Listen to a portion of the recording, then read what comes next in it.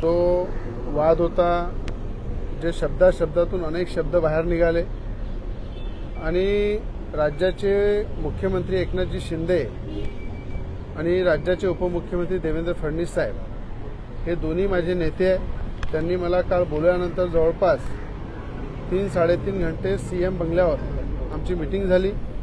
काही मतभेद होते, काही विचार, भाषा किंवा बोलण्याचे जे वाक्य होते ते न पटणारे होते, त्याच्यावर सुद्धा चर्चा झाली. आणि बच्चू कडू हे माझ्यासोबत अमरावती जिल्ह्यामध्ये, ते सुद्धा आमदार आहे, मी सुद्धा आमदार आहे आणि दोघेही आम्ही सरकारसोबत आहे. आणि जेव्हा एखादा मतभेद एखाद्या विचारामध्ये होते तर कुठेतरी बोलता बोलता तोंडातून जे काही निघालेलं आहे गुवाहाटीच्या संदर्भात किंवा आज एकनाथजी शिंदेसोबत जे काही अपक्ष आमदार आहे, काही शिवसेनेमधून आलेले जे आमदार आहे, काही मंत्री आहे, ते सुद्धा माझे सहकारी आहे आणि आम्ही सगळे एकत्र आहे. त्यामुळं काही वाक्य निघाले असते तर मी ते परत घेते वाक्य. पण ज्या पद्धतीनं काही बच्चू कडू यांच्या तोंडून सुद्धा अपशब्द निघालेले आहे आणि ते ज्या पद्धतीने त्यांनी बोलले होते की मी खिसे कापून लोकांना किराणा वाटतो, ते सुद्धा वाक्य न बसणारे होते. आणि अनेक त्यांनी खालच्या स्तरावरची जी भाषा केली होती, मला त्यांच्याकडनं पण अपेक्षा आहे की ते सुद्धा आपले शब्द वापस घेतील आणि आम्ही दोघेही या सरकारसोबत आहे, सरकारचे घटक आहे आणि पूर्ण ताकदीनं मुख्यमंत्री आणि उपमुख्यमंत्र्यांसोबत उभे आहे. म्हणून या वादापेक्षा महाराष्ट्राचा विकास, महाराष्ट्राची उन्नती आणि सर्व जनतेला न्याय देण्यासाठी एक मजबूत सरकार एकनाथ शिंदेजी आणि देवेंद्र फडणवीसजीच्या रूपामध्ये खऱ्या अर्थानं एक ताकदवर सरकार महाराष्ट्रामध्ये उभी आहे. महाराष्ट्रामध्ये अनेक जे प्रश्न आहे, जे 2.5 वर्षामध्ये उद्धव ठाकरे करू शकले नाही, ते तातडीनं मार्गी लावण्याचं काम खऱ्या अर्थानं एकनाथजी शिंदे आणि देवेंद्र फडणवीस साहेबांनी केलेलं आहे. आणि 3 महिन्यामध्ये ज्या गतीने सरकारला पुढे आणलं, ते शेतकरी असो, शेतमजूर असो, कामगार असो की सर्वसामान्याचे प्रश्न असो, प्रत्येक प्रश्नाला तोडगा काढून पुढे नेण्याचं काम या सरकारने केलेलं आहे. म्हणून मला असं वाटते आमच्या वादापेक्षा किंवा आम्ही शब्दाचं अपशब्द वापरल्यापेक्षा कुठे कुठे प्रकारचं कोणाचं मन दुखावलं असेल, कुठे एकनाथ शिंदेजी सोबत असलेले आमदार आहे, मंत्री आहे, त्यांच्यामध्ये गैरसमज झाला असेल, ते मी माझे शब्द वापस घेऊन या ठिकाणी हा विषय संपवत आहे. आणि मला अपेक्षा आहे की बच्चू कडू सुद्धा जे त्यांनी अपशब्द वापरले ते सुद्धा वापस घेतील आणि माझ्या शब्दाबद्दल काही कोणाला आक्षेप असेल, कोणी आमदार दुखवले असेल, मंत्री दुखवले असतील, त्याबद्दल दिलगिरी सुद्धा मी व्यक्त करतो. राणाजी, आता या संपूर्ण वादावर राणाजी या संपूर्ण वादावर आता पडदा म्हणायचा का आपण बिनशर्त माफी मागताय का? बिलकुल पडदा आहे. आणि कधीही बोलता बोलता कुठल्या शब्दामध्ये जर काही चूक झाली तर मला असं वाटते मोठं मन करून ते शब्द मागे घेतले पाहिजे. ह्या विचाराने मी आतापर्यंत काम करत करत या इथपर्यंत पोहोचलेलं आहे. मला असं वाटते आमच्या राज्याचे नेते जे आहे, जे एकनाथजी शिंदे आणि देवेंद्र फडणवीस साहेब आहे, ते सुद्धा या राज्यामध्ये सक्षम आहे. अनेकदा काही गोष्टी घडतात, 2 पाऊल मागे व्हावं लागते आणि पुढे जावं लागते. अशा प्रकारची खऱ्या अर्थानं नेहमी आपल्यामध्ये नेहमी ती कर्तव्यनिष्ठा असली पाहिजे. त्या उद्देशानं मी माझे 2 पाऊल मागे घेत आहे. आणि या ठिकाणी मी तुम्हाला पुन्हा सांगतो की देवेंद्र फडणवीस साहेब हे माझे नेते आहे आणि त्यांचा आदेश हा माझ्यासाठी सर्वस्व राहतो. म्हणून त्या उद्देशाने सुद्धा आणि सरकारमध्ये आम्ही सगळे मिळून महाराष्ट्राच्या सेवेसाठी, महाराष्ट्राच्या जनतेला न्यायासाठी जुडलेला आहे. म्हणून हे वादविवाद नसले पाहिजे या उद्देशानं हा विषय संपवतो. बच्चू कडूंनी असं म्हटलंय की तुम्ही जो आज 50 आमदारांचा अपमान केला आहे, या अपमानासंदर्भात त्यांनी माफी मागावी. तुम्ही माफी मागणार का? असं आहे, जेव्हा मी माझे शब्द मागे घेतले आहे, दिलगिरी व्यक्त केली आहे, त्याच्यापेक्षा दुसरं काही नसते. आणि मला असं वाटते की एखाद्या गोष्टी जर घडलेली आहे, एखाद्या गोष्टीवर जर काही वादविवाद झालेले आहे आणि ज्येष्ठ आमच्या नेत्यांनी जर 3.5 घंटे जर डेप्टी सीएम देवेंद्र फडणवीस साहेब, तुम्हाला माहीत आहे असे नेते आहेत ते की त्यांनी अनेक विषयातून मार्ग काढले. हा तो विषय छोटा होता. म्हणून आज या ठिकाणी बच्चू कडूशी असू द्या, मी असू द्या, आम्ही सगळे मिळून चर्चा केली आणि या विषयामध्ये काही पडलं नाही आहे. आपल्याला महाराष्ट्राच्या उन्नतीसाठी काम करायचं आहे आणि महाराष्ट्राच्या उन्नतीसाठी मजबूत सरकार ही महाराष्ट्रामध्ये आलेली आहे आणि वारंवार जे विरोधक कुठेतरी आमच्या भांडणामध्ये कुठेतरी रोटी शेकण्याचं काम करत आहे ते सुद्धा बंद झालं पाहिजे. जे लोक आतापर्यंत विरोध करत होते ते कुठेतरी आज एकत्र आल्यासारखं दिसत आहे. म्हणून मला असं वाटतं या गोष्टीमध्ये काही अर्थ राहिला नाही म्हणून हा विषय इथे संपलेला आहे. आणि हिंदीमध्ये सुद्धा मी हिंदीमध्ये सुद्धा दोन रविकांतजी, तुम्ही जो आरोप केला होता त्यांचं असं म्हणणं होतं बच्चू कडूंचं की सरकारी पक्षातलाच एक आमदार सरकारला असणारा एक आमदार 50 खोक्यांचा आरोप करतो. लोकांमध्ये असा समज पसरतोय की खरंच 50 खोके आम्ही घेतले होते. एक लक्षात ठेवा, हे सरकार आमची आहे, सरकारचे मुख्यमंत्री आमचे आहे, उपमुख्यमंत्री आमचे आहे आणि सरकार महाराष्ट्रामध्ये 2.5 वर्ष नसल्यामुळं या महाराष्ट्राला काय भोगावं लागलं हे संपूर्ण महाराष्ट्र जाणत होता.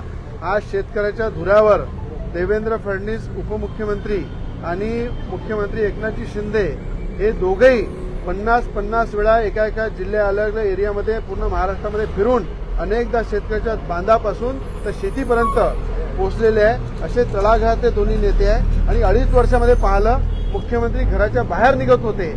या सगळ्या संकटातून बाहेर निघाल्यानंतर एक सक्षम मजबूत सरकार या महाराष्ट्राला मिळालेली आहे. म्हणून मला असं वाटते महाराष्ट्राचे प्रश्न महाराष्ट्राला न्याय देण्यासाठी हे मजबूत सरकार हे आमच्यासाठी जरुरी आहे. अशा प्रकारचं वादविवाद हा आमच्यासाठी आवश्यक नाही आहे. म्हणून माझे शब्द जर आहे ते मी मागे घेत आहे आणि पूर्णपणे ताकदीने या सरकारसोबत उभं राहून महाराष्ट्राची सेवा करतो. हिंदीमध्ये बोलणार आहे मी 2 मिनिटं हिंदीमध्ये 2 मिनिटं बोलतो. तुम्हाला नाही ऐका ना हो साहेब, एक मराठी प्रश्न आधी ऐका. तुम्हाला मुख्यमंत्री आणि उपमुख्यमंत्र्यांनी कान उघडी केल्यानंतर दोघांनी समंजस भूमिका घेतली का? इतके वेळ मुख्यमंत्री आणि उपमुख्यमंत्री सांगतो, राज्याचे मुख्यमंत्री एकनाथजी शिंदे, राज्याचे उपमुख्यमंत्री देवेंद्र फडणवीस साहेब हे आमचे नेते आहे आणि नेत्यांचं काम असते कुठं जर आपल्या कुठं वादविवाद असले, कुठं गलतफहमी झाली, किती कुठेतरी शब्दामध्ये हेरफेर झाला त्या ठिकाणी आपण दुरुस्त केले पाहिजे. या संदर्भात ते बच्चू कडू असू द्या की मी असू द्या त्यांच्याकडनं काही चुका झाल्या असतील तर ते सुद्धा कुठे ना कुठे आपले शब्द मागे घेतील, कुठे दिलगिरी व्यक्त करतील अशी माझ्या त्यांच्याकडनं अपेक्षा आहे. पण कुठे ना कुठे या गुवाहाटीच्या प्रश्नावर जर काही आमदार काही मंत्री जे आज खऱ्या अर्थानं एकनाथजी शिंदेसोबत स्वाभिमानाने आणि ताकदीनं महाराष्ट्राच्या विकासासाठी एकत्र आलेले आहे त्यांचा कुठेतरी त्यांना जर दुःख झालं असेल त्याबद्दल माझे शब्द मी वापस घेत आहे. दिलगिरी सुद्धा व्यक्त करत आहे. हा विषय संपलेला आहे. आपल्याला महाराष्ट्राच्या उन्नतीसाठी महाराष्ट्राच्या विकासासाठी सरकार आहे त्याच्या माध्यमातून महाराष्ट्राची सेवा करायची आहे. ह्या भानगडी वादविवाद हे आमचं लक्ष नाही आहे. आणि दुसरी गोष्ट ऐकून घ्या, खोक्यांचा व्यवहार झाला होता का? आज मैं यहाँ पे आप सभी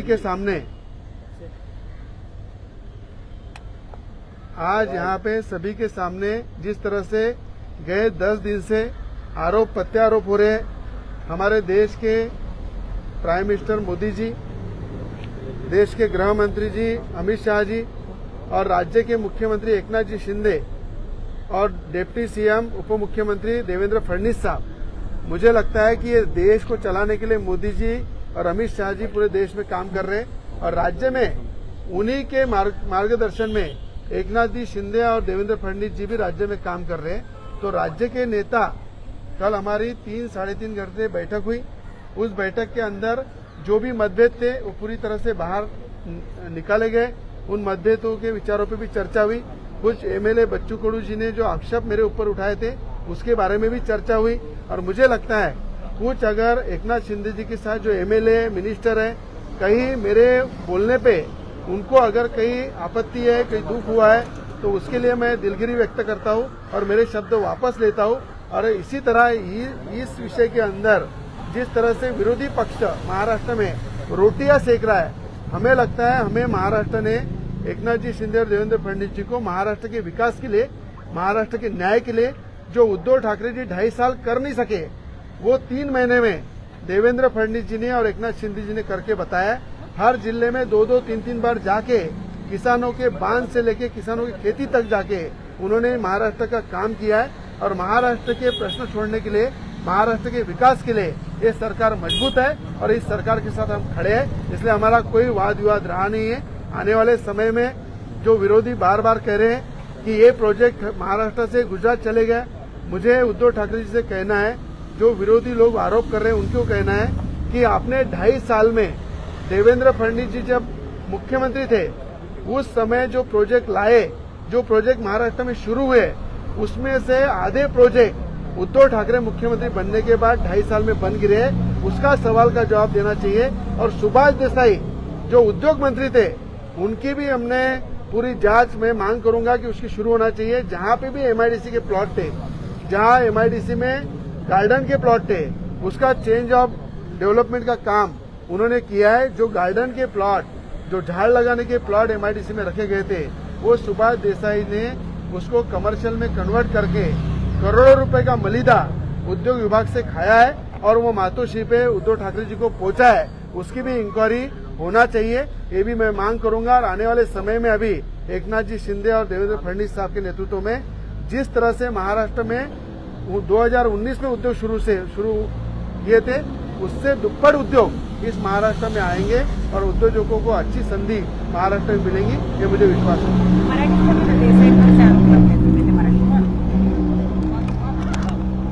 मला असं वाटतं की ज्या पद्धतीनं महाराष्ट्रामध्ये 2019 मध्ये देवेंद्र फडणवीस साहेब मुख्यमंत्री असताना मी माझ्या अमरावती जिल्ह्याचं जरी उदाहरण सांगितलं तर मोठ्या प्रमाणात अमरावती